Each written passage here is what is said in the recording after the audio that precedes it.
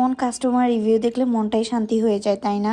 আসসালামু আলাইকুম সবাইকে, আমি সানজিদা, ওনার অফ সানজিদাস কেকারি। এই কেকটার রিভিউটা এত বেশি ভালো ছিল, আপু এত ভালো একটা রিভিউ দিয়েছিল।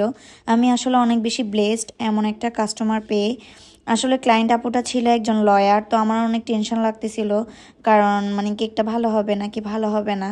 এটার সাথে আসলে উনি 4টা কাপ কেক অর্ডার করেছিল, আর সাথে একটা টাপ কেকও ছিল। এটা মেবি আপুর মেয়ের বার্থডের জন্য নিয়েছিল। তো কেকটা এই যে আমি রেডি করে ফেললাম, অলমোস্ট ফিনিশিং দেওয়া ডান।